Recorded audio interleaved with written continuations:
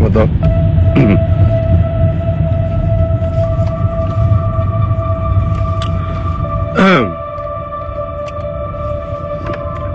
Bismillah, assalamualaikum warahmatullahi wabarakatuh. Selamat malam para sahabat. Saya hadir malam ini di tengah perjalanan pulang untuk menemani para sahabat dengan satu tema yang mungkin dianggap berat, tetapi menurut saya tema ini perlu dibicarakan secara lebih baik untuk menghindari jika percakapan yang telah berkembang adalah percakapan yang kurang sehat bagi kita. Ini waktu kita untuk sedikit memperbaiki struktur dari percakapannya. Saya sudah mengatakan di beberapa postingan bahwa bagaimana bisa sebuah undang-undang yang disebut dengan Undang-Undang Cipta Lapangan Kerja tiba-tiba dimusuhi oleh masyarakat, menciptakan demonstrasi besar dan kekacauan di mana-mana. Maka saya ingin mengajak kita semua untuk membaca akar daripada persoalannya, termasuk juga akar ini tidak disadari oleh pemerintah, presiden, wakil presiden, para menko dan para jajaran kabinet nggak paham soal ini. Saya nyatakan ini secara jelas karena saya udah lacak ini dari awal. Memang orang-orang ini nggak paham. Pertama-tama mazhab daripada Undang-Undang Sapu Jagat, Omnibus Law, Cipta Kerja ini, mazhabnya itu adalah mazhab otoriter. Ya, sekali lagi ini adalah mazhab otoriter. Ini mazhab dari keinginan menyederhanakan persoalan yang tidak mungkin disederhanakan. Pertama-tama karena kita ini negara demokrasi, tidak bisa ada yang sekali jadi. Semua berproses. Undang-undang yang kita sudah produksi dalam 20 tahun terakhir, 22 tahun terakhir setelah demokrasi, itu semuanya adalah undang-undang demokratis. Undang-undang itu sekarang telah mengalami proses uji di Mahkamah Konstitusi. Jadi tidak mungkin dia secara serampangan dirubah, diganti pasal-pasalnya, dicabut, dicomot, ditambal.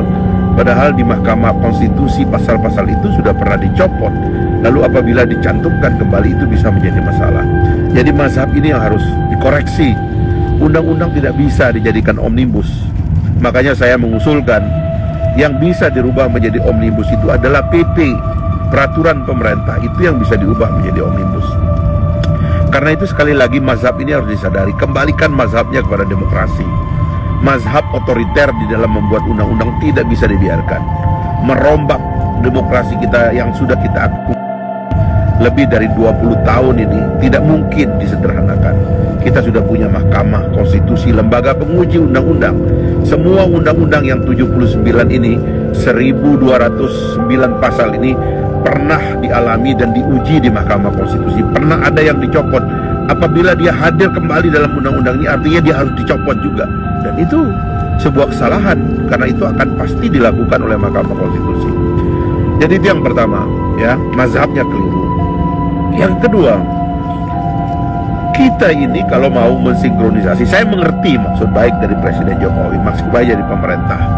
Pemerintah melihat bahwa terlalu banyak undang-undang. Pak Jokowi sering berpidato, undang-undang ini terlalu banyak, katanya pasal itu numpuk, pasal itu bertentangan satu sama lain, pasal itu membuat investor takut berinvest dan sebagainya. Saya mengerti itu. Ada kemungkinan di dalam 20 tahun lebih ini kita telah memproduksi pasal-pasal yang bertentangan satu sama lainnya. Iya benar, tetapi cara kita untuk mensinkronisasinya bukan di undang-undangnya.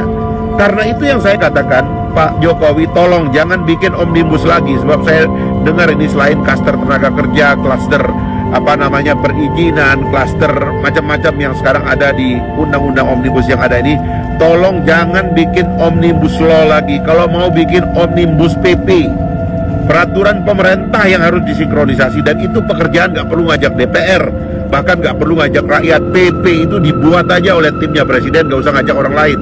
Bikin sendiri PP omnibus itu masuk akal. Panggil itu semua dirjen, suruh rapat mereka, kasih mereka waktu. Dirjen, sebulan saya suruh kamu sinkronisasi semua undang-undang tentang pajak. Dirjen, saya minta kamu sebulan sinkronisasi undang-undang tentang perizinan, undang-undang tentang tenaga kerja. Bikin PP-nya disebut dengan PP omnibus. omnibus keuangan, omnibus perizinan, omnibus apa macam-macam itu. Silahkan, tapi bentuknya PP. Jangan undang-undang, sebab kalau pakai undang-undang ini sudah berproses di lembaga legislatif, berproses di lembaga Mahkamah Konstitusi, berproses. Apabila pasal itu sudah pernah dicopot oleh Mahkamah Konstitusi, maka pasal itu tidak boleh muncul lagi. Kalau pasal itu muncul lagi, pasti oleh MK nanti dicopot lagi. Kacau lah. Sekarang Omnibus Law dibuat, Cipta Kerja, undang-undang.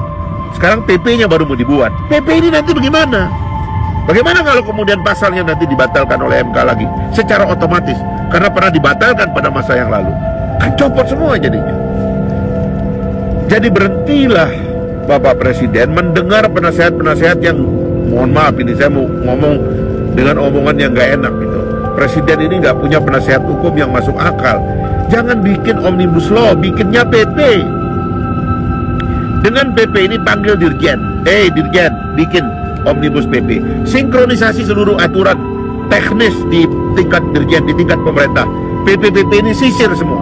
Saya kasih waktu 1 bulan. Kalau Anda 1 bulan tidak selesai, saya pecat saudara. Saya suruh menterinya begitu. Yang bisa cepat selesai, saya udah jadiin nanti menteri. Gitu dong caranya. Supaya ada perlombaan di eselon 1 ini untuk mensinkronisasi. Sebab masalahnya selama ini ya di eselon 1. Orang-orang itu yang suka ego sektoral, tumpang tindih, ya tuh di situ tempatnya. Jangan di undang-undangnya. Undang-undang berbahaya kalau diubah-ubah. Dijadikan 79 undang-undang jadi 1, itu mustahil, nggak masuk akal. Seperti yang sudah terjadi sekarang. Nah, kalau itu sudah dilakukan, saya yakin Bapak Presiden, maksud baik dari undang-undang itu, maksud baik dari perubahan ini akan didengar oleh semua orang, akan didengar oleh investor, akan didengar oleh rakyat. Rakyat itu akan senang. Sebab apa? Undang-undangnya nggak dirubah, hak buruh nggak dirampas, hak asasi manusia nggak dirampas, keharusan untuk menjaga lingkungan nggak dirampas, profesi-profesi yang lain nggak marah, kampus pendidikan nggak marah karena undang-undangnya nggak dirubah. Yang diperbaiki cuma PP. PP itu sinkronisasi, tugasnya pemerintah sendiri, ditekan oleh presiden, nggak perlu ajak DPR. Kan begitu, enak Pak. Tapi iseng-iseng mau merubah undang-undang, sekarang udah kacau jadinya, terbakar di mana-mana. Sekarang orang mau ditangkap gara-gara nulis di Facebook, gara-gara bikin komen, ditangkap. Sibuklah polisi, tambah keruh lah keadaan.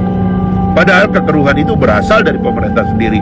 Omnibus ini keruh. 8 bulan yang lalu saya sudah mengatakan tidak bisa bikin Omnibus Law. Sudah ada MK, pasal-pasalnya sudah pernah dibatalkan. Gak bisa. Yang kita bisa buat sekarang ini adalah peraturan pemerintah disinkronisasi. Itu yang bikin kacau. Maka kalau saya jadi Bapak Presiden, kumpulkan kembali eselon 1, nyatakan bahwa 79 undang-undang tidak jadi di amandemen. Kembalikan itu dengan sebuah perpu. Usulkan kepada DPR bahwa undang-undang ini tidak jadi, tetapi syaratkan itu supaya sinkronisasi PP selesai. Sehingga di dalam perpu nanti boleh jadi ada, memang kita nggak sengaja ada undang-undang yang benturan satu sama lainnya. Itu aja dikumpulkan. Kalau itu aja dikumpulkan dan disinkronisasi dengan sebuah perpu, semua akan terima. Karena pada dasarnya ada undang-undang yang tabrakan, bikin bingung investasi, bahkan bikin bingung penegak hukum. Tapi kalau itu yang kita sisir dan ketemu setelah PP-nya jadi 1, para dirjen lapor ke Bapak Presiden, kepada lewat menterinya, Bapak Presiden, PP-nya sudah sinkron Pak, kita sudah membuat Omnibus PP, peraturan pemerintah yang udah jadi 1, udah beres nih semua Pak, nggak akan ada kekacauan.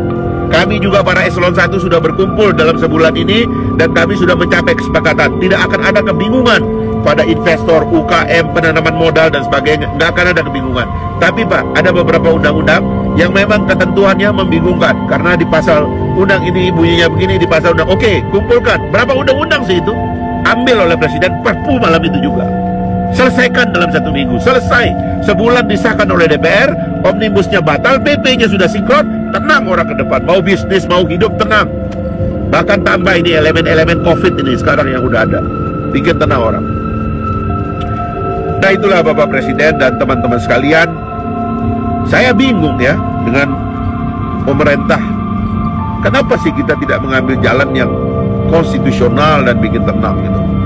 Dari mana ide merubah 79 undang-undang yang sudah bergumul dengan hidup kita selama 20 tahun lebih ini? Bahkan ada undang-undang lama yang diterapkan kembali, undang-undang yang sudah dibatalkan oleh MK dihidupkan kembali. Dari mana cerita ini? Kenapa nggak kita ambil jalan yang enak gitu loh? Jangan rubah undang-undang, apalagi ngerubahnya tengah malam, diam-diam, tanpa sosialisasi. Nama undang-undangnya bagus, cipta lapangan kerja. Loh, siapa yang gak ingin kerja? Siapa yang gak ingin cari makan buat anaknya?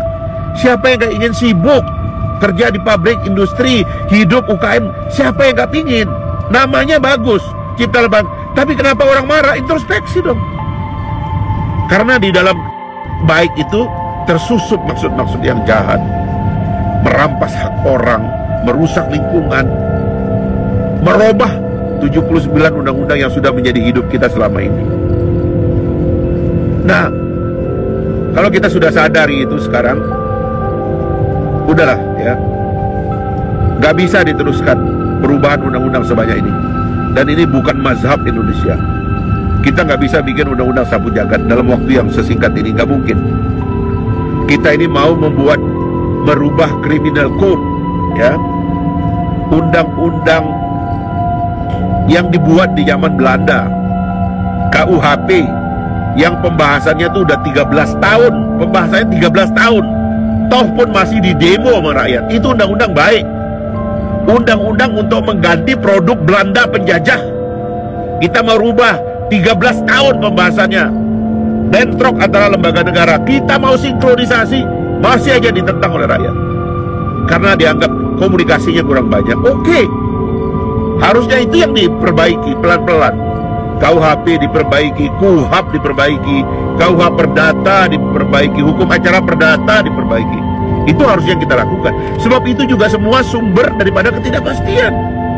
Memang problema teks itu adalah problem yang penting untuk kita selesaikan. Sebagai bangsa harus punya satu teks. Orang beragama punya satu kitab suci aja masih berantem. Kita teksnya beda-beda, bagaimana kita nggak berantem? Kumpulkan teks ini harusnya kerjaan presiden. Tiba-tiba ini pengusaha main di belakang kumpul-kumpulin orang, bikin pasal sendiri, nggak punya pengetahuan tentang pasal, seenaknya aja. Jadi usul saya, tengah malam saya bicara gini nih karena nggak akan ada jalan keluar lah kalau gini cara berpikirnya. Karena nggak bisa. Undang-undang yang telah kita buat bersama-sama dalam tempo 20 tahun nggak bisa diringkas. PP-nya yang harus ditertibkan. Menteri-menteri itu seenaknya aja bikin PP sesuai dengan kemauan mereka. Ego sektoral ada situ. Semuanya pengen dihargai, semuanya ingin mendapat cawe-cawe di dalam semua proses birokrasi pemerintahan. Ini yang harus ditertibkan, bukan undang-undang. Undang-undang itu dibuat oleh lembaga perwakilan rakyat bersama DPR. Itu induk. Yang di bawah ini birokrasinya harus dibereskan. Sehingga dengan demikian mudah-mudahan ada jalan. Sampaikan kepada rakyat terbuka, jangan tertutup, jangan ada agenda tersembunyi, jangan punya maksud-maksud yang tidak baik dalam undang-undang ini. Terbukalah. Kalau maksudnya untuk bikin rakyat kerja, bikin rakyat sejahtera, bikin rakyat sibuk, baguslah, pasti didukung oleh rakyat. Mana ada sih rakyat itu yang usil, mau diperbaiki nggak ada. Yang ada itu kurang komunikasi. Komunikasikan maksud baik saudara kepada rakyat dari awal. Tunjukkan bahwa ini maksudnya baik. Nggak mungkin maksud baik ditolak, asalkan terbuka. Itulah sebabnya kemudian kita sering tergoda untuk melihat pemerintah kita secara terus-menerus berdiri dan berbicara.